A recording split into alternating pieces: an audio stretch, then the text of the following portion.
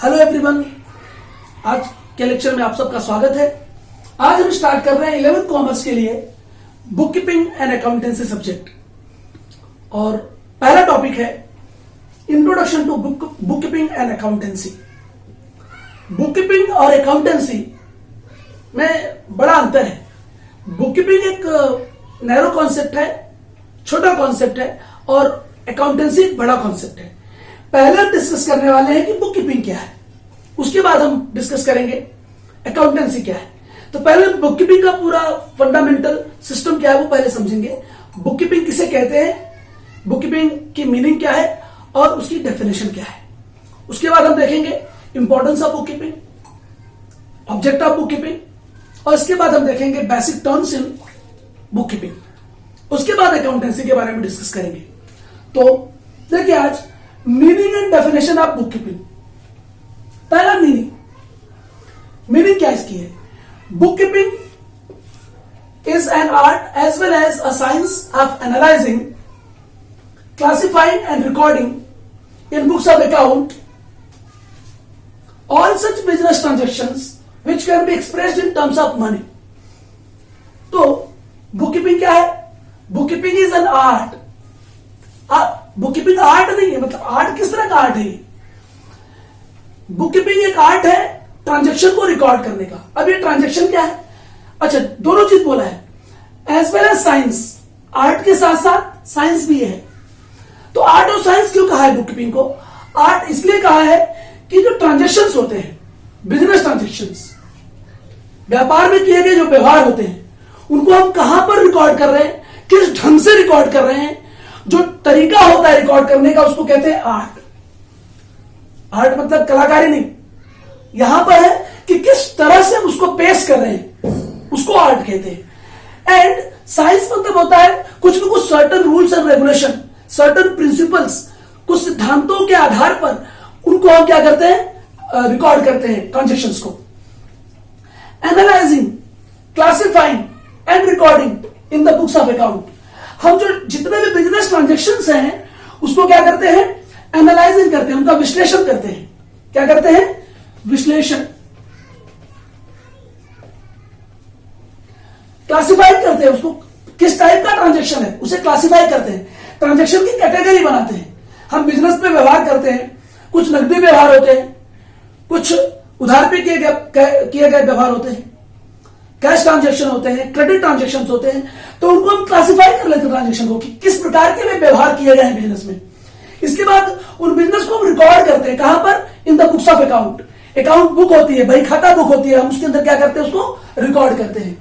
All such business transaction, इस प्रकार के business transaction which can be expressed in terms of money, जिन्हें व्यक्त किया जा सकता हो।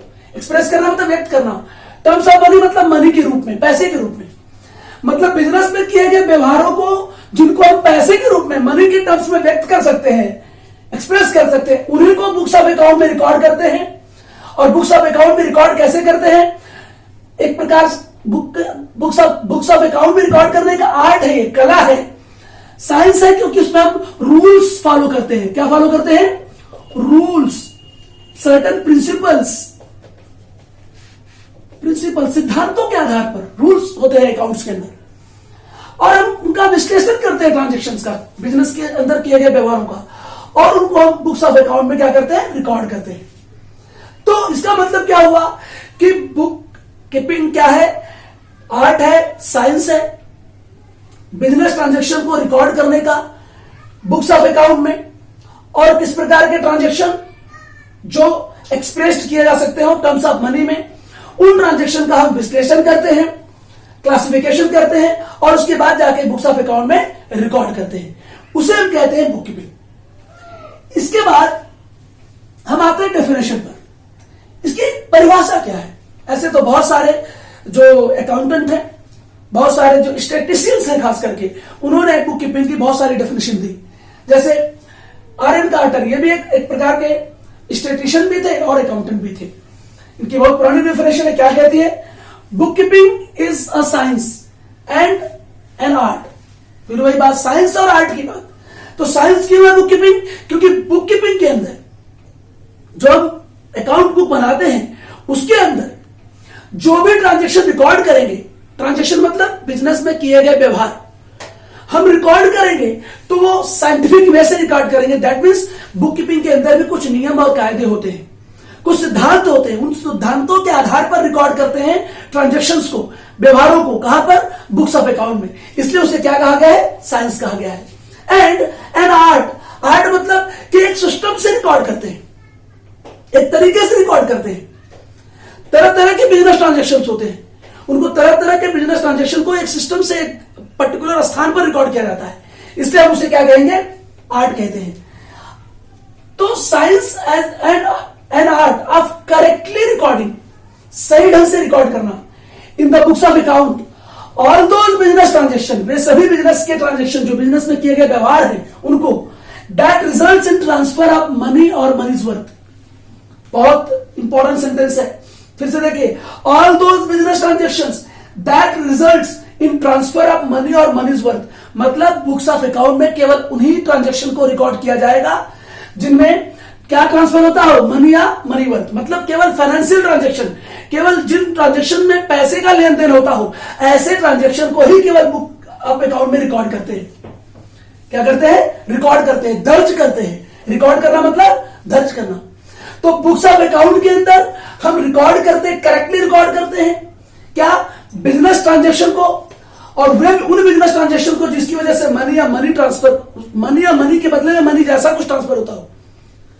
मनीज वर्थ मतलब मनी के जैसा ही, जैसे मान लीजिए ये वस्तु है, इसका भी कुछ वर्थ है, तो इसको हम ट्रांसफर कर सकते हैं। ध्यान दीजिए, तो ये साइंस है, आर्ट है, करेक्ट ढंग से रिकॉर्ड करने का बुक्स ऑफ अकाउंट में उन सभी बिजनेस ट्रांजेक्शन को जिसकी वजह से क्या होता है, क्या परिणाम होता हो? ट्रांसफर ऑफ मनी और मनीज वर्थ। इसका अर्थ शॉर्ट में एकदम है कि केवल बिजनेस के अंदर या बुक्स ऑफ अकाउंट के अंदर बिजनेस में किए गए उन व्यवहारों को ही रिकॉर्ड करते हैं जिसकी वजह से मनी या मनी वर्थ ट्रांसफर होता हो, अर्थात केवल कैश से संबंधित ट्रांजेक्शन्स को ही बुक्स ऑफ अकाउंट में लिखते हैं।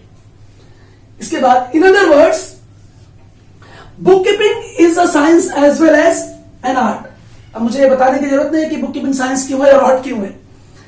Of recording pecuniary transaction, pecuniary मतलब होता है मनी ट्रांजेक्शन, फाइनेंशियल ट्रांजेक्शन। देखिए इसका मतलब फाइनेंशियल ट्रांजेक्शन लिखा है, तो पेक्यूनरी वर्ड का मतलब होता है मनी ट्रांजेक्शन। ऐसे ट्रांजेक्शन जिसके अंदर मनी या मनीज वर्थ ट्रांसफर होता हो, उन ट्रांजेक्शन को कहते हैं पेक्यूनरी ट्रांजेक्शन। फाइनेंशियल ट्रांजेक्शन, वित्तीय व्यवहार, हम कहेंगे फाइनेंशियल ट्रांजेक्शन को क्या कहते हैं? वित्तीय व्यवहार। हम वित्तीय व्यवहारों को रिकॉर्ड करते हैं systematically and in chronological order. Chronological मतलब होता है डेट वाइज, क्रोनोलॉजिकल ऑर्डर मतलब होता है date wise, in a separate set of books. Separate set of books मतलब कि जो हम दो बुक्स बनाते हैं, सेपरेट सेट ऑफ बुक बनाते हैं। कैश ट्रांजेक्शन अलग लिखते हैं, क्रेडिट ट्रांजेक्शन अलग लिखते हैं, और कोई भी ट्रांजेक्शन दो जगह रिकॉर्ड होता है, इसलिए उसको बोलते हैं सेपरेट सेट ऑफ बुक्स कहते हैं। तो क्रोनोलॉजिकल ऑर्डर में मतलब डेट वाइज हम रिकॉर्ड करते हैं, सेपरेट सेट ऑफ बुक्स में ट्रांजेक्शन को रिकॉर्ड करते हैं, दो स्थानों पर रिकॉर्ड करते हैं, और केवल उसमें क्या रिकॉर्ड करते हैं? पेक्यूनरी ट्रांजेक्शन रिकॉर्ड करते हैं, मतलब जो मनी ट्रांजेक्शन है या जिसे हम कहते हैं फाइनेंशियल ट्रांजेक्शन अर्थात वित्तीय ट्रांजेक्शन। तो बहुत सिंपल वर्ड्स में, book keeping is a science as well as an art of recording pecuniary, that is financial transaction systematically and in chronological order in a separate set of books. जैसे हम business में कोई व्यवहार करते हैं तो date wise होता है, एक तारीख का ट्रांजेक्शन पहले लिखोगे, बाद में 2 तारीख का, फिर 3 तारीख का, फिर 4 तारीख का, तो ये क्रोनोलॉजिकल ऑर्डर मतलब होता है डेट वाइज। अब हम आएंगे इसके इंपॉर्टेंस पर। तो अब हम देखेंगे, पहले हमने देखा मीनिंग, फिर डेफिनेशन ऑफ बुक कीपिंग। अब हम देखेंगे इंपॉर्टेंस, ऑब्जेक्टिव और यूटिलिटी ऑफ बुक कीपिंग। क्या इंपॉर्टेंस है, क्या महत्व है बुक कीपिंग का, क्यों बुक कीपिंग प्रिपेयर करते हैं, क्यों बुक कीपिंग में बिजनेस ट्रांजेक्शन को रिकॉर्ड करते हैं, उसका कारण। Book keeping is very important to the businessman. ठीक है भाई, बहुत महत्वपूर्ण उसके लिए है। It is as useful to a businessman as oxygen to a man. ये उतना ही बिजनेसमैन के लिए महत्वपूर्ण है जितना कि मनुष्य के लिए या एक आदमी के लिए ऑक्सीजन महत्वपूर्ण होता है। भाई सही बात है, हमारे लिए ऑक्सीजन कितना महत्वपूर्ण, ऑक्सीजन के बिना हम जीवित रह सकते हैं? नहीं रह सकते। उसी प्रकार बिजनेसमैन भी बुक कीपिंग के बिना एक तरह से समझो बिजनेसमैन कुछ भी नहीं है, उसका बिजनेस दम तोड़ देगा, क्योंकि उसको कुछ अपने बिजनेस की जानकारी नहीं मिलेगी। अगर उसे बिजनेस की अप टू डेट जानकारी लेनी है तो उसे बुक कीपिंग मेंटेन करना ही होगा। अपने बिजनेस में किए गए सभी व्यवहारों को, सभी ट्रांजैक्शन को एक पर्टिकुलर स्थान पर लिखना ही होगा, रिकॉर्ड करना ही होगा। इट इज तो इसलिए इसको बोला है क्या, it is as useful as to a businessman as oxygen to a man. Now importance or utility of bookkeeping can be understood clearly from the following object। Bookkeeping का object क्या है, इस उद्देश्य से बुककीपिंग का महत्व साफ समझ में आएगा। तो bookkeeping helps businessman to know, bookkeeping businessman को मदद करती है जानने में, क्या जानने में, पहला, all expenses of a business during the year. Business का पूरा खर्चा, पूरे एक साल का खर्चा कितना है। भाई खर्चों को कहीं ना कहीं एक पेज पे रिकॉर्ड करके रखेगा बिजनेसमैन, तो अगर ये रिकॉर्ड बुककीपिंग में रहेगा तो ना उसे मालूम पड़ेगा कि एक साल में कितना खर्चा हुआ उसका। Second, all incomes of business during the year. पूरे साल में बिजनेस में क्या इनकम आई, कितनी आमदनी हुई बिजनेस की, कितना बिजनेस में पैसा कमाया, ये बातें कब मालूम पड़ेगी ठीक से, जब वो साल भर का बिजनेस का व्यवहार कहीं ना कहीं बुक्स ऑफ अकाउंट में लिख के रखेगा, रिकॉर्ड करके रखेगा सिस्टमैटिकली और करेक्टली। तीसरा, भाई ठीक है एक्सपेंसेस हुआ, इनकम हुआ, तो बाद में क्या होगा बिजनेस में, प्रॉफिट या लॉस होगा। तो प्रॉफिट और loss in the business during a particular period. Particular period मतलब जनरली इन अ ईयर, एक साल में बिजनेस में कितना उसको प्रॉफिट या लॉस हुआ।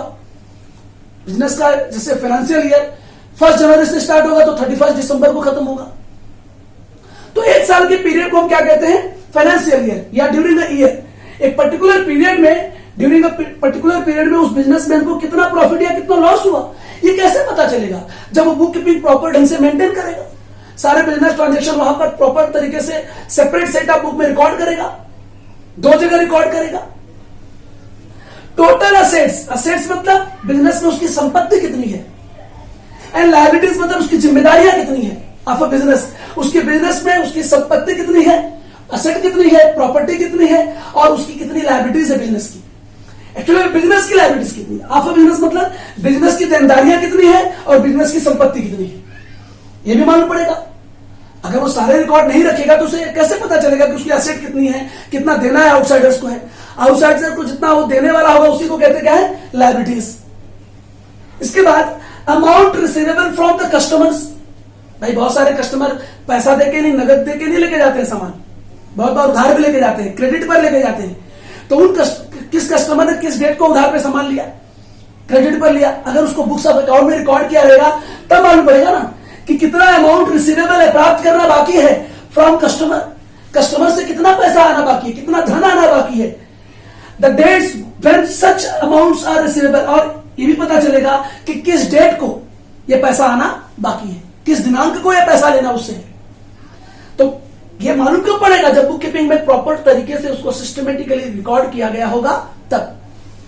Next, amount payable to supplier. भाई जिस तरह से अमाउंट रिसीवेबल फ्रॉम कस्टमर है, उसी प्रकार सप्लायर, सप्लायर मतलब जो बिजनेसमैन को माल सप्लाई करता है क्रेडिट पर, उसे क्रेडिटर या सप्लायर कहते हैं। तो सप्लायर को कितना पेमेंट करने वाला है बिजनेस, तो amount payable to supplier and the dates when such amounts are payable.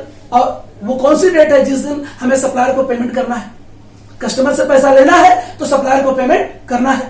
तो ये बातें कब पता चलेगी, जब कहीं कहीं बुक कीपिंग के अंदर ये रिकॉर्ड करके रखा रहेगा तब ना। Next, capital invested bye businessman. Businessman ने अपने बिजनेस में कितनी पूंजी निवेश किया है। इन्वेस्टमेंट करना मतलब निवेश करना, कैपिटल मतलब होता है पूंजी। तो बिजनेसमैन ने बिजनेस में अपनी कितनी निवेश किया हुआ है, निवेश, ये पता चलेगा। तो बिजनेसमैन ने अपने बिजनेस में कितना कैपिटल इन्वेस्ट किया हुआ है, कितना पूंजी लगाया है उसने, ये भी पता चलेगा। और भी कुछ पॉइंट्स है हम लेते हैं। तो अगले पॉइंट्स है हमारे इंक्रीज और डिक्रीज। इंक्रीज मतलब होता है बढ़ना और डिक्रीज मतलब होता है कम होना। अब capital during the year, business में जो अभी मैंने पिछले पॉइंट में क्या बताया, कैपिटल, कैपिटल मतलब पूंजी। बिजनेस में कितनी पूंजी निवेश की है बिजनेसमैन ने, ये हमें पता चलता है अगर हमने बिजनेस के अंदर सारे रिकॉर्ड अच्छे से मेंटेन किए हुए। तो बिजनेसमैन कभी भी एक ही बार पूंजी निवेश नहीं करता है, वो कई बार पूंजी निवेश करता है as per the requirement of business. Business की जरूरत के अनुसार बिजनेसमैन बिजनेस में पैसा लगाता है ना, लगाता है कि नहीं लगाता है? लगाता है। तो एक ही बार तो लगाया नहीं उसने, तो उसने कब कब पूंजी लगाई है बिजनेस में वो हमें मालूम पड़ता है, हमने पिछले पॉइंट में देखा। तो इसके बाद वो जो कैपिटल है बिजनेस में उसने पूंजी लगा दी। तो कभी भी कोई भी बिजनेस में जो पूंजी है, कैपिटल है, वो क्या स्थिर रहता है? फ्लक्चुएट होता है, बदलते रहता है। तो उसका कारण क्या है? इंक्रीज और decrease of capital during the year. तो अगर हमने बिजनेस में बुक्स ऑफ अकाउंट के अंदर, बुक कीपिंग के अंदर अगर हमने प्रॉपर तरीके से सारे रिकॉर्ड मेंटेन किए होंगे, कहीं ना कहीं अच्छी तरह से रिकॉर्ड रखा होगा, तो उससे हमें मालूम पड़ेगा कि जो बिजनेस का कैपिटल है, जो बिजनेस की पूंजी है, वो इंक्रीज हो रही है कि डिक्रीज हो रही है, बढ़ रही है कि कम हो रही है। इसके बाद रीजंस फॉर इंक्रीज और डिक्रीज ऑफ कैपिटल, हमें बुक कीपिंग मेंटेन करने की वजह से यह पता चलेगा कि कारण क्या है कि कैपिटल, जो बिजनेस की पूंजी है, वो बढ़ रही है कि कम हो रही है, क्यों, उसके पीछे का कारण क्या है। जब एनालिसिस, हमने पॉइंट देखा था कि बुक कीपिंग क्या है, एनालिसिस करना है, क्लासिफाइंग करना है। तो ट्रांजैक्शन को हम क्लासिफाई करते हैं, एनालिसिस करते हैं। तो एनालिसिस करने से ये पता चलेगा ना कि क्या कारण है कि बिजनेस का कैपिटल बढ़ रहा है, क्या कारण है कि बिजनेस का कैपिटल कम हो रहा है। इसके बाद सबसे इंपॉर्टेंटली हर बिजनेसमैन को बिजनेस का इनकम टैक्स पे करना होता है। ध्यान दीजिए, बिजनेसमैन का अपना पर्सनल इनकम टैक्स होगा, वो अलग है, बिजनेस का भी इनकम टैक्स पे करना होता है। आप जो भी बिजनेस रन कर रहे हैं तो गवर्नमेंट को आप टैक्स पे करेंगे कि नहीं करेंगे? आप टैक्स पे करेंगे। तो यदि आपने गवर्नमेंट को टैक्स पे करना है, किसका, बिजनेस का, तो amount payable for income tax, income tax के रूप में आपको अमाउंट कितना पे करना है, किसको, गवर्नमेंट को। ये कैसे पता चलेगा? जब आपके पास प्रॉपर बुक कीपिंग के अंदर प्रॉपर रिकॉर्ड्स होगा सभी ट्रांजैक्शन का, आपको मालूम पड़ेगा कि बिजनेस का एक्चुअली नेट प्रॉफिट क्या है या नेट लॉस क्या है। उस नेट प्रॉफिट या नेट लॉस के आधार पर बिजनेस का टैक्स पे किया जाता है। किसको? गवर्नमेंट को। किसके द्वारा? बिजनेसमैन के द्वारा। किसका टैक्स? बिजनेस का टैक्स।